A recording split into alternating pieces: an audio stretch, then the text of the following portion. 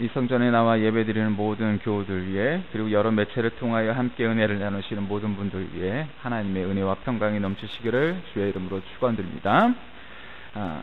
아빠가 전하는 사랑의 편지 50이라는 책 가운데 보면 이러한 대목이 나옵니다. 진정한 친구 한 명만 있어도 참 행복한 사람이다. 아들아, 너는 친구가 몇 명이나 되니? 아마 손가락으로 셀 수 없을 정도로 아주 많겠지. 하지만 다시 물을게, 너의 진정한 친구는 몇 명이나 되니? 아마도 쉽게 대답하기 힘들 거다. 살아가면서 진정한 친구 한 명이라도 있다면 그 사람은 행복한 사람일 거다. 진정한 친구를 사귀려면 어떻게 해야 할까? 우선 너부터 마음을 열어야 한단다. 진정한 친구를 얻으려고만 하지 말고 내가 먼저 진정한 친구가 되어주는 거다. 그러기 위해서는 아빠가 너에게 알려주는 이 5가지를 꼭 기억하거라. 첫째, 자기 자신을 사랑하거라. 둘째, 적게 말하고 친구의 말을 많이 들어라. 셋째, 친구의 장점을 칭찬하라. 넷째, 친할수록 더 많이 예의를 지켜라. 다섯째, 완벽한 사람이 되려고 하지 말고 솔직한 사람이 되어라. 진정한 친구가 되기 위해 어떤 조건이 필요한 것은 아니란다. 다만 믿음이 필요하단다. 사랑만이 필요하단다. 부디 너에게 진정한 친구가 생기길 바라고 너도 진정한 친구가 되어주길 바란다. 이 글에서 보면 진정한 친구 단 한 명만 있어도 행복한 사람이다 정의하면서 진정한 친구가 되기 위한 조건을 자기 아들에게 띄우는 형식으로 잘 설명해 주고 있습니다. 오늘 본문에 나와 있는 청년도 아마 그런 사람일 겁니다. 우리가 일반적으로 세상에서 배울 만큼 배우고 있을 만큼 있는 사람들, 그 사람들이 이 사회에, 이 나라에, 이 결에, 그리고 온 인류에 행해야 될 일들을 제대로 행하고 산다 하는 일들을 우리가 노블레스 오블리제라고 말을 합니다. 원래 이 말은 프랑스 말에서 유래한 말입니다. 노블레스는 원래 달개, 벼슬을 의미하고 오블리제는 달걀의 노른자를 뜻합니다. 이 두 단어를 합한 것인데, 즉 달개 사명은 그 벼슬을 자랑하는 데 있지 않고 알을 낳는 데 있다 하는 뜻일 겁니다. 요즘 세상 속에서 기부 문화가 정착이 되어서 얼마 전 구세군 자선 냄비에 1억 원이 넘는 큰 돈을 작년에 이어 기부한 그러한 분의 내용이 신문에서 또 뉴스에서 본 적이 있습니다. 이것이 바로 세상 속에서 사람들이 추구하고 있는 이상적인 사람들의 모델 가운데 하나인 노블레스 오블리주의입니다. 이 노블레스 오블리제는 그래서 이 사회 지도층이 솔선수범해야 된다는 것입니다.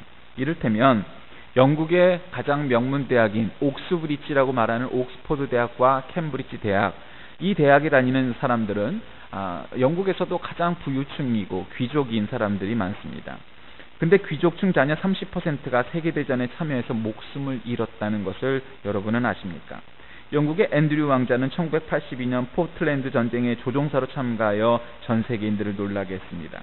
세계 최고의 부자였던 빌 게이츠는 자기 재산의 절반 이상을 자선기금으로 내놓았습니다. 여러분, 바로 이런 것이 세상이 말하는 노블레스 오블리제의 전형들입니다. 내가 왕족이든 귀족이든 부자이든 관계없이 그 사회로부터 받은 혜택들을 사회에 공헌하고 다시 돌려놓는 것이 바로 그만한 특권을 받은 사람, 그러한 축복을 받은 사람들의 의무이다 하는 것입니다. 우리나라에도 이런 경우가 적지 않습니다. 그중 대표적인 것은 바로 경주 최부자 댁의 이야기입니다. 대개 부자가 3대를 못 넘긴다는데 경주 교동에 살았던 최부자는 무려 12대에 걸쳐 300년 이상 막대한 부를 유지하며 살았습니다. 단지 부만 유지한 것에서 그치지 않고 이웃의 존경과 명예까지 받았으니까 정말로 대단한 가문이 아니라 할 수 없습니다. 이 경주 최부자 댁에 대대로 내려오는 가훈이 있습니다. 먼저 첫 번째로는 과거를 보되 진사이상을 하지 말아라. 권력이란 칼날과 같아서 가능한 멀리해야 한다. 집안이 몰락할 수도 있다. 둘째, 재산을 만석 이상 가지지 말아라. 욕심 부리지 말고 사회에 환원하라 라는 뜻일 겁니다. 셋째, 과객을 후하게 대접하라. 인정을 베풀어 적을 만들지 말라 라는 뜻일 겁니다. 넷째, 흉년기에는 땅을 사지 말아라. 가진 자로서 없는 자를 착취하지 말라는 뜻일 겁니다. 다섯째, 며느리들은 결혼 후 3년간 무명 옷만 입어라. 스스로 검소하게 살아라는 뜻일 겁니다. 여섯째, 사방 백리 안에 굶는 자가 없게 하라. 상부상조하라는 뜻일 겁니다. 여러분, 이 조선시대부터 이와 같은 정신을 알고 깨닫고 자식들을 가르쳐 그의 부가 존경도 받고 오랜 동안 유지할 수 있는 방법을 취한 이 경부 채부자댁의 가르침은 진정한 한국판 노블레스 오블리제의 전형이라 할 수 있을 겁니다. 모르긴 해도 오늘 본문에 나오는 이 부자 청년 역시 노블레스 오블리제를 실천하며 살았던 사람일 겁니다. 세상적으로 볼 때 가질 만큼 가졌고 배울 만큼 배웠는데 거기에 끝나지 아니하고 종교적인 율법을 몸소 행하며 그 가르침을 실천했던 아주 모범적인 청년이었을 겁니다. 이 돈이 많은 부자 청년이 예수님을 찾아와 질문합니다. 정말로 내가 행복해지려면, 내가 영생을 얻으려면, 내가 진정한 진리를 추구하고 그 진리를 깨달으려면 어떻게 해야 합니까? 이거를 해라, 저거를 해라. 모세의 십계명에 나오는 그런 십계명과 같은 이야기를 얘기합니다. 내가 그것을 이미 다 실천하고 삽니다. 그럴 정도로 그는 노블레스 오블리제의 전형이었을 겁니다. 그런데 이런 부자 청년에 대해 예수께서 그를 보시고 사랑하사 이렇게 기록하고 있는 것을 봅니다. 예수님이 사랑의 감정이 생길 정도로 아주 모범적인 생활을 했던 사람일 겁니다. 오늘날 자본주의 시대를 살아가는 우리 모두에게 최소한 이 정도의 실천력, 마음의 여유, 그리고 이웃과 우리 주위에 대한 관심, 배려 이런 것이 있다면 지금보다는 좀 더 따뜻한 사회 그리고 나라가 될 것입니다. 그런데 여러분, 이 이야기는 여기서 끝나질 않습니다. 그럼 정작 청년을 그리고 우리를 당혹해 하는 것은 그 다음에 이어지는 내용입니다. 예수님이 질문하시기를 내가 온전하고자 할진대 가서 내 소유를 팔아 가난한 자들에게 주라. 그리하면 하늘에서 보화가 내게 있으리라. 그리고 와서 나를 따르라. 동일한 말씀을 기록하고 있는 마가복음에는 온전하고자 라는 표현으로 또 한 가지 부족한 것이 있으니 라는 표현을 씁니다. 즉 내게 한 가지 부족한 것이 있으니 네 가진 것 모든 것을 팔아 가난한 자들에게 나누어 주고 그리고 와서 나를 따르라, 이 말씀이죠. 그 말을 듣자 부자 청년이 아주 고민하는 기색, 슬픈 기색을 띠고 근심하면서 예수님을 떠나갔다라고 오늘 본문은 기록하고 있습니다. 여러분은 어떻습니까? 여러분이 만약에 이 부자 청년의 입장에 놓여 있다면 여러분은 제가 그러하겠나이다. 즉시 재산을 모두 털어 사회에 환원하고 예수님을 따를 용의가 있느냐? 성경은 우리에게 바로 그와 같은 이야기를 지금 말씀하시는 거냐? 물론 그런 면도 있습니다.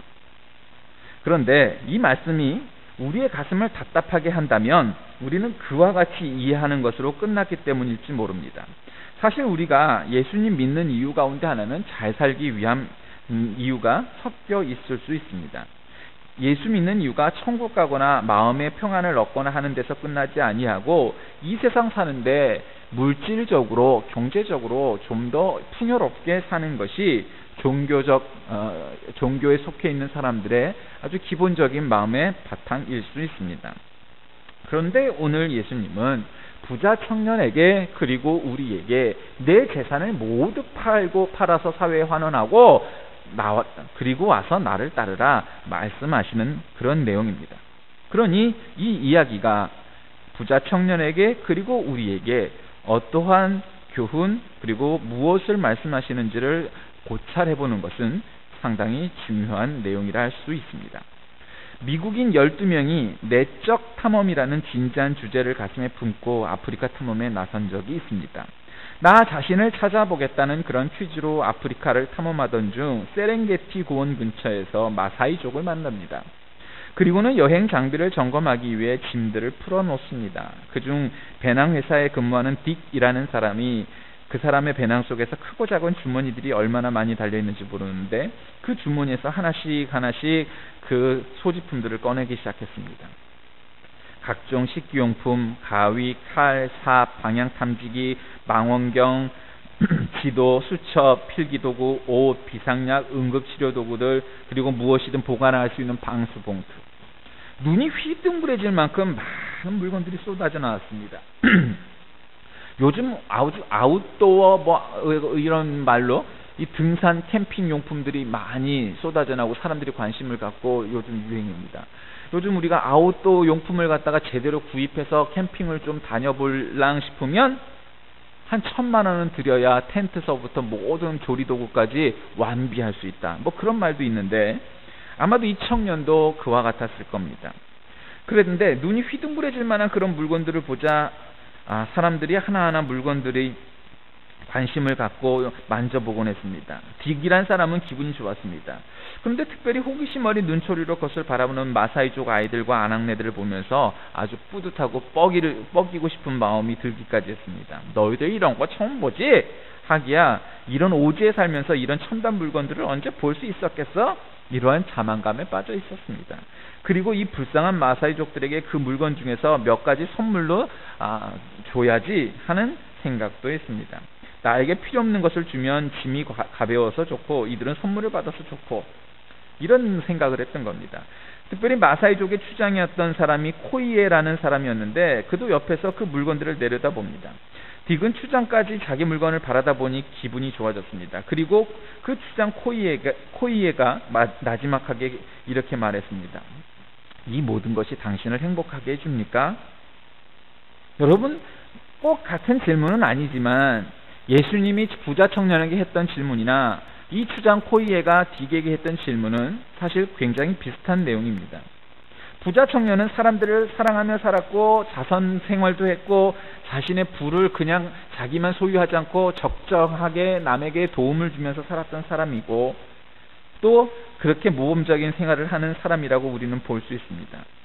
그런데 여러분, 부자라는 사람들, 요즘도 재벌들이 빵집이니 뭐니 중소기업이나 영세상인들이 해야 될 사업 영역까지 침입해갖고 경제민주화 이것이 요즘 대선에서 굉장히 논란이 되고 있는 부분 아닙니까?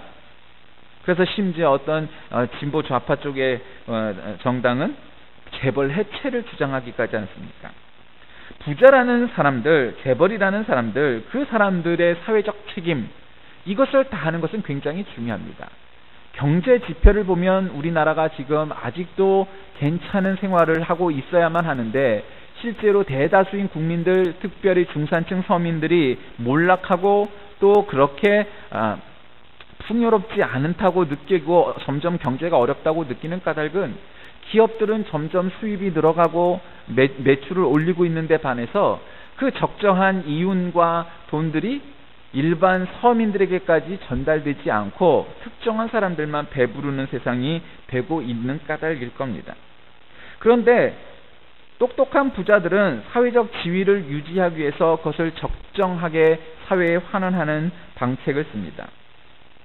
그런 적절한 조정, 적절한 계산, 그런 치밀한 계산 능력, 경제 능력이 그 밑에 깔려 있을 수도 있습니다. 물론 저는 이 자리에서 모든 사람들이 그와 같은 계산을 밑에 깔고 그렇게 계산된 행동으로 한다는 착한 일을 한다는 내용을 말씀드리고자 하는 것은 아닙니다. 그런데 지금 예수님이 부자 청년에게 말을 했던 까닭은 바로 그 때문이었습니다. 그리고 부자 청년이 예수님의 말을 듣고 그 자리를 떠난 까닭은 자신의 그 치밀한 계산이 바닥에 깔려있던 그 생각이 바로 예수님에게 들켰기 때문입니다. 여전히 자기 것을 움켜쥐고 그것을 오랜 동안 유지하려면 뭔가 남에게 적정하게 나누어줘서 여론을 좋게 하고 다른 사람들도 나의 부를 인정하고 유지하는데 도움이 될 만한 여론을 형성하는데 도움이 되겠다 싶어서 오히려 내 것을 나눠줌으로 인해서 나의 부를 유지할 수 있다라는 그 모순된 생각, 바로 그것이 사람이라면 누구나 할 수 있는 생각입니다. 그리고 예수님은 부자 청년에게 바로 그것을 질문하셨던 겁니다. 너는 혹시 그러지 않니? 예수님의 질문과 대답도 사실은 정답은 아닙니다. 계명을 지켜라, 그러면 영생을 얻는다. 그게 아니라 부자 청년 스스로 자기를 드러내도록 유도신문하신 거라고 보는 게 어쩌면 정확한 내용일 겁니다. 계명 지키는 것으로 영생을 얻는다면 도대체 우리에게 예수 그리스도란 존재는 왜 필요하겠습니까? 계명을 지키면 영생이 주어지는데 예수가 필요한 까닭이 없을 겁니다. 여러분, 우리 인간이 바로 이러한 존재입니다. 우리가 어떤 시기가 되면 인생에 대해 진지하게 생각을 하고 과거를 되돌아보며 반성도 하고 앞으로 어떠한 삶을 살 것인가 생각해 보는 사람입니다. 특별히 죽음을 눈앞에 둔 사람들이든가 큰 병에 걸린 사람들이든가 큰 실패를 겪었다든가 하는 경우에 말입니다. 그럼 내가 정말 잘 살고 있는 건가? 내가 정말 행복한 것인가? 인생을 이렇게 사는 것이 옳은 것인가? 뭐 여러 가지 이런 질문을 하게 될 것입니다. 그런데 여러분, 내가 이 정도로 산 건 나름 잘 산 거야. 내가 다른 사람들에게 이와 같이 나눠주고 살았는데 이 정도면 괜찮은 인생 아닐까? 라고 생각할 수도 있을 겁니다. 그런데 문제는 가장 중요한 것이 여전히 해결되지 않고 있다라는 것입니다. 즉 욕망이라는 것. 부에 대한 집착과 탐욕, 이것을 좋은 포장지로 감싸놓고는 자신의 그 욕망과 집착을 숨겨 오히려 그것을 잘 포장해서 사람들에게 보여주길 원했다는 겁니다. 경제학이라는 영어 이코노믹스는 원래 헬라어 가계를 뜻하는 오이코스에서 비롯됩니다. 경제학을 이코노믹스라고 하는데 이 단어는 오이코노미아라는 말에서 왔습니다. 오이코노미아를 현대적으로 재해석한다면 살림살이 경제를 잘 운영하는 방법이라는 정도의 뜻이 될 겁니다. 즉 경제 행위를 하는 목적은 많이 소유하기 위해서가 아니라 일용할 양식과 작지만 소중한 가치를 실현하고 가족의 안녕을 이루기 위해서라는 것을 우리는 깨닫게 됩니다. 그런데 여러분, 우리의 삶이 그렇습니까? 필요의 경제학에서 멈추는 사람은 그리 많지 않습니다. 대부분의 사람들은 필요의 경제학, 즉 내가 필요한 니드, 필요를 넘어서서 욕망의 경제학까지 꼭 넘어가게 마련입니다. 우리가 니드에서 멈추지 않고 욕망, 즉 디자이어까지 넘어간다면 그것은 욕심을 갖고 있기 때문일 겁니다. 안타까운 것은 사람들이 꿈꾸는 삶의 목표가 욕망의 기제를 얻기 위한 과정, 즉 많이 버는 것, 그것으로 우리의 삶의 목표를 정하고 우리의 삶의 방법을 정하고 우리의 삶의 과정을 채워놓는다면 우리가 정말 이 세상을 살아가는데 행복의 필수 조건 중에 하나인 경제적 가치를 우리의 삶의 전부인 것처럼 오해하고 나 스스로도 거기에 속고 사는 경우가 될 것이고, 그것이 시간이 지나면서 중독되어 그것이 진리인 것처럼 여기며 사는, 스스로를 우매하고 어리석게 만드는, 진리에 반하는 삶을 사는 것이 될 수 있다라는 것입니다. 남미 인디언 부족의 원숭이 잡는 법이 있습니다. 그들은 목이 좁은 항아리를 이용해서 원숭이를 잡는다고 합니다. 원숭이들이 자주 다니는 길목에 좁은 목을 갖고 있는 항아리를 놓고 그 안에 바나나를 넣어둡니다. 그러면 호기심 많은 원숭이가 다가와 주위를 살피다가 이내 그 주둥이 좁은 항아리에 손을 넣습니다. 그러면 거기서 바나나가 나오는 것을 보게 됩니다. 그런데 만져보니 여러 개가 있습니다. 지능이 어느 정도 되는 원숭이는 그 바나나를 한꺼번에 꺼내려고 전체를 움켜잡아서 결국 그 바나나를 꺼내지 못하고 그 항아리와 씨름하다가 결국 사람에게 잡힌다라는 겁니다. 여러분, 우리가 그 원숭이를 보면서 얼마나 어리석습니까? 그것을 하나씩 꺼내면 전부 다 꺼낼 수 있을 텐데 전부를 욕심내어서 항아리를 붙잡고 씨름하다가 결국 사람에게 잡혀버리고 마는 원숭이. 여러분, 그것이 원숭이 잡는 방법 중에 하나랍니다. 어쩌면 우리의 삶도 이와 크게 다르지 않을 수도 있습니다. 목 좁은 항아리에서 하나하나 바나나를 꺼내면 그 모든 것을 다 꺼내 먹을 수도 있었을 텐데 그 전부를 꺼내려고 항아리를 움켜쥐고 있는 원숭이와 같은 잘못을 우리도 하며 사는 것은 아니겠는가 하는 것입니다. 예수님이 우리에게 요구하시는 게 모든 것을 다 버리고 주님을 좇으라. 그래서 재산을 전부 다 부여서 우리의 통장 잔고를 영원으로 만들고 내 이름으로 된 부동산을 전부 다 팔아버리고 정리하고 그러고 와서 예수님의 제자가 되고 신자가 되라. 그런 말씀이겠느냐? 물론 문자적으로 보는 그런 내용도 없지 않을 겁니다. 그러나 예수님께서 특별한 사명을 부여하신 사람들에게, 지금으로 말하면 목회자, 선교사 그런 분들에게 그와 같은 것들을 요구하실 수도 있을 겁니다. 그러나 여러분, 보편적인 모든 교우들에게 그와 같은 요구를 하셨을까요? 아마 그렇지는 않으실 겁니다. 우리 예수님은 그러한 이단 사이비 교주처럼 우리가 그런 신앙촌 만들어 놓고 모두 재산 팔아 들어와라 이렇게 말씀하시는 분은 아니기 때문입니다. 모든 사람에게 이런 요구를 하시는 것이 아닙니다. 오늘 바로 만난 부자 청년은 겉으로 보기에는 괜찮은 사람이었고 종교적으로도 좋은 사람이었는데 그와 같은 포장 속에 감춰져 있는 부자 청년의 내면, 그의 속마음을 예수님께서 꿰뚫어 보신 것이고 그 허위의식을 예수님은 깨뜨리시기 원하셨던 사실입니다. 왜 예수님께서 부자와 나사로 비유를 말씀하셨습니까? 부자가 나쁘다는 이야기입니까? 부자란 일종의 잉여의 존재를 말합니다. 필요 이상을 가진 사람, 내가 쓸 것보다 더 많은 것을 가진 사람이 부자입니다. 그런데 내가 쓸 최소한의 것들도 가지고 있지 못한 사람들이 가난한 사람, 빈자입니다. 이 둘 사이의 불평등은 이 사회의 체계가 자본주의건 사회주의건 아니면 민주국가이건 왕조국가이건 어느 사회에서나 존재했던 사회적 불평등, 사회적 갈등의 요소가 되는 그러한 내용입니다. 그런데 여러분, 우리가 믿는 하나님이, 우리가 믿는 예수님이 우리를 가난한 자, 즉 빈자, 거지로 만들기 원하셔서 지금 그런 말씀을 하셨느냐? 아니라는 겁니다.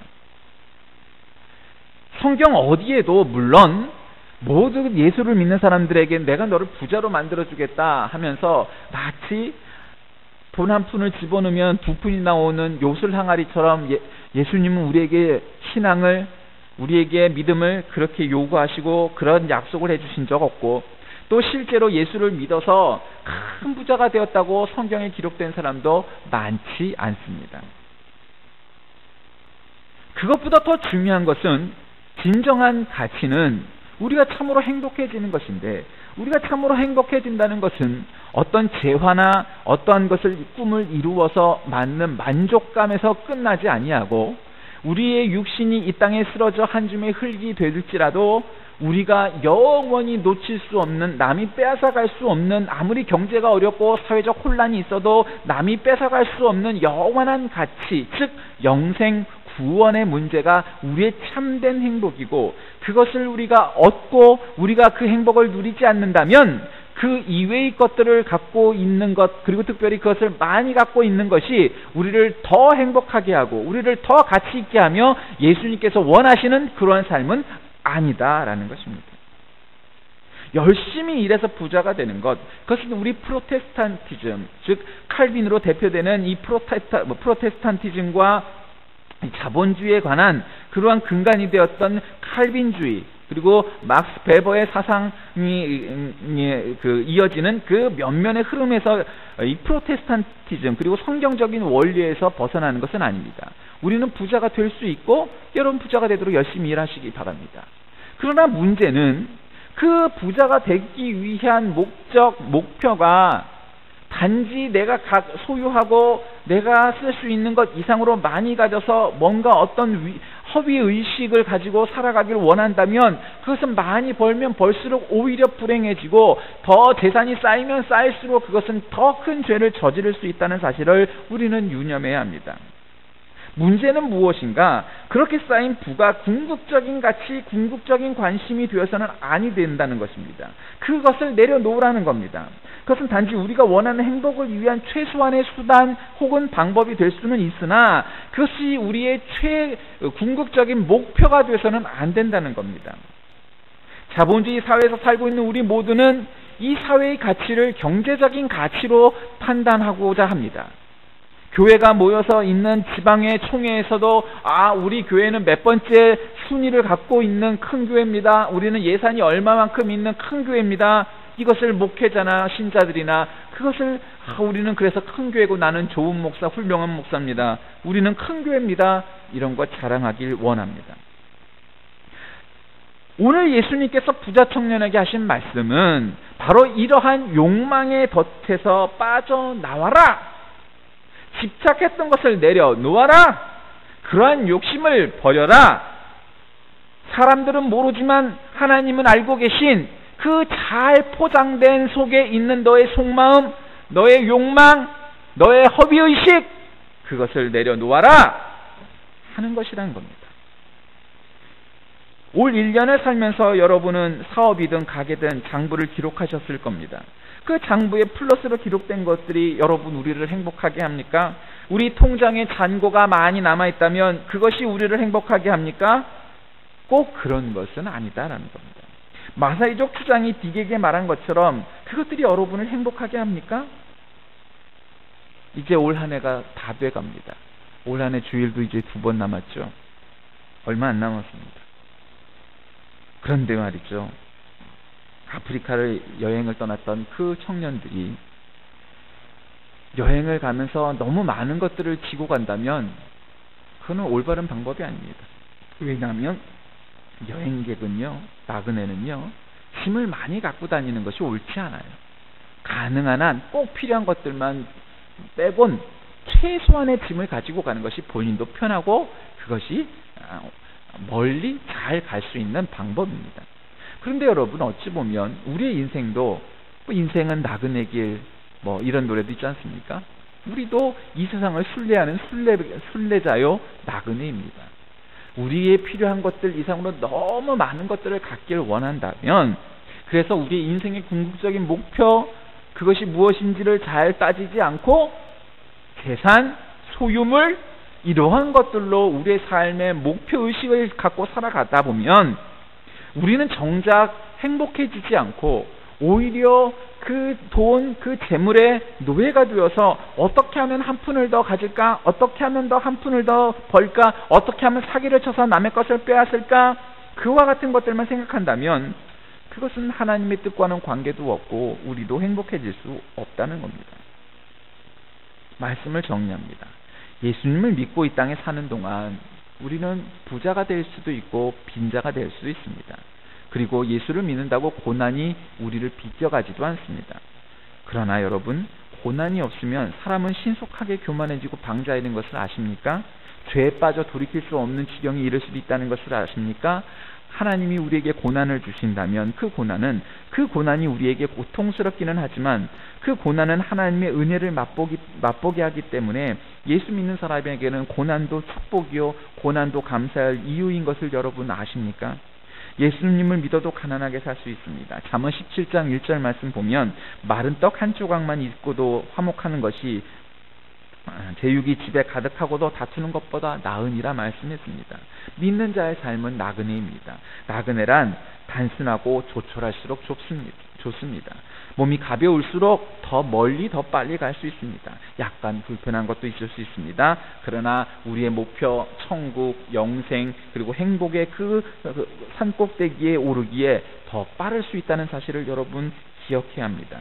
예수님을 믿으면 그래서 이렇게 해도 감사, 저렇게 해도 감사, 이렇게 해도 행복, 저렇게 해도 행복할 수 있습니다. 행복은 불행이 없다는 뜻이 아닙니다. 불행을 잘 관리할 수 있다는, 잘 다룬다는 뜻입니다. A.W. 토저 박사는 그렇게 말했습니다. 행복한 삶은 곧 거룩한 삶이다.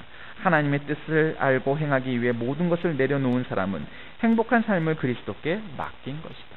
여러분, 행복하십니까? 하나님의 뜻은 여러분이 부자가 되는 것보다, 여러분이 훌륭한 사람이 되는 것보다 여러분이 행복하시길 원합니다. 여러분이 진정한 가치를 소유하고 사는 사람, 진정한 인생의 목표의식을 가지고 사는 사람, 여러분 모두가 행복하길 원하시는 분이 바로 우리 주님이십니다. 하나님의 뜻, 바로 그 가운데는 행복이 있음을 깨닫고 진정 이 삶의 행복을 위해서 사는 저와 여러분 다 되시길 주의 이름으로 간절히 축원드립니다. 기도하겠습니다. 살아계신 하나님, 하나님의 뜻은 우리가 행복해지길 원하시는 것임을 우리가 알게 됩니다. 행복을 방해하는 어떠한 것들도 오히려 그것이 우리에게는 불필요한 짐이 될 수 있음을 알게 되었습니다. 부자 청년도 나름 행복하고 나름 모범적이고 나름 칭찬받는 삶이었지만, 그러나 사람들은 모르지만 하나님이 아시는 바로 허위의식 속에 자신의 욕망을 감싸고 포장했던 것을 예수님이 질타하신 사건을 보면서 우리도 이와 같은 허위의식을 깨고 진정 행복해지고 진정 진리를 추구하고 진정 영생을 위해 살며 하나님의 뜻을 이 땅에 펼치며 사는 하나님의 자녀로 살게 하여 주옵소서. 예수 그리스도의 이름으로 간절히 기도하옵나이다. 아멘.